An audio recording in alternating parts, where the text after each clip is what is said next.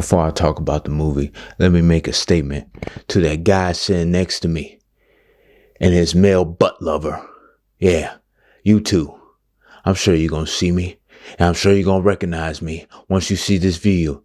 You shut your damn mouth when you're in the presence of a movie theater. Yeah, it's in the night. I'm with my guys. We rock like clan. We walk like knights. We black like nights. Gangsta at night. Yeah, we strapped. Get cut tonight. Don't want to do you like that. Don't want. Let me tell you. I mean, it was people over here. Yeah, you had the two men on the side of me. Oh man, I can't believe she did that. She's so crazy. Then you got somebody in the corner over there. Yeah, everybody, you just gotta smile. That's what it's all about. Smiling. And then you got some girl complaining to her boyfriend about buying her some popcorn or some crap like that. I don't even know. Basically, the movie was about psychologist. She gets a patient that comes into her office. The patient's telling her about all these hallucinations, all these dreams, and all these people that she's seeing who are smiling and then eventually killing themselves. So then she eventually does the same thing to her psychologist, and now somehow, some way passed on that curse to a psychologist, and now the psychologist, she's seeing people smiling everywhere she go.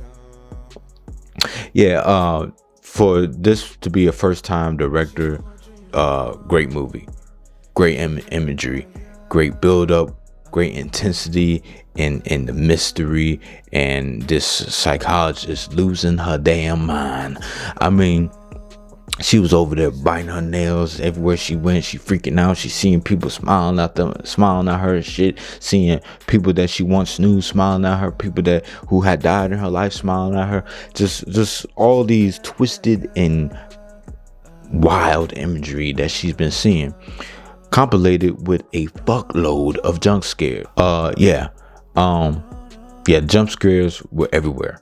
But they were effective. They, even though this movie was built on it, it definitely helped develop and carry along the story. It wasn't like no simple, she turned around and her friends trying to give her coffee, whatever, and she and the audience and just a bullshit ass jump scare. No, every jump scare had a purpose, with the exception of it kind of leading to a transition to the next scene that kind of felt awkward. Sort of like the monster pops out of nowhere and you think the monster feeling the killer, and then all of a sudden it just jumps to a whole different setting with the main character, and it's just like, what the hell just happened? So with that right there, that's 1 point down for the movie.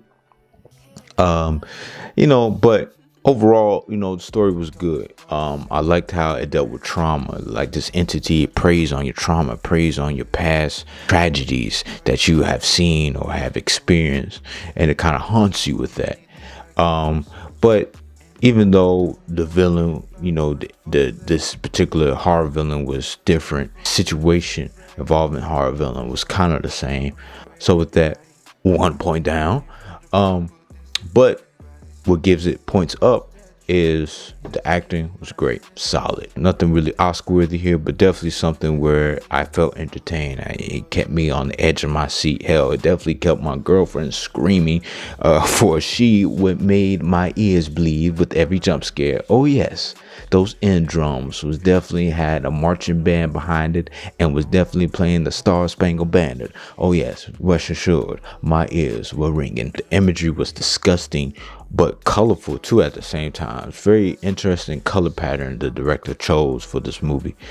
It wasn't so much of, she'll be walking down the street and she passing by a few people, and then see a person smiling on the other side of the street at her. It wasn't so much of that. Like the smiles of different people were very seldom, and they happen in places where you really wouldn't expect it. Like, for instance, she saw someone smiling at her at a birthday party. Not gonna say too much of that occurred in that scene, because that was a very good scene that you should not be ready for. But that person, just smiling at her out of nowhere, and that was perfect, good timing. Definitely shocked the hell out of me and everybody else. It had a good ending, a sad ending, but a good ending. Like, everything led up and it was paced very well, where it led to a very cohesive, even though a one-off, but a very cohesive movie. If it so happened not to be a one-off and does have a sequel, I think it can accomplish that. You know, as long as, well, I feel as long as they should take it in a direction where I think they should. I think they could make a few more bucks and make this a franchise. Wish the theater was a little bit quiet, but hey, we can't all, get what we want, right? Hell, maybe I should blame the market team, because they definitely played the trailer like fuck. And best believe they had people even in stadiums during like baseball games or whatever. Had people in the stadium smiling at the camera and shit. Is this worth your time? Best believe. Is this worth your money? Best believe. Is it worth watching again? Maybe. You ain't got to, but if you do, I wouldn't be surprised, because it was a damn good movie. Out of 10 tracks, I give it a 9. Yeah, that's all I gotta say about it. You ain't gotta really ask about it too much. You ain't gotta have the answer to it.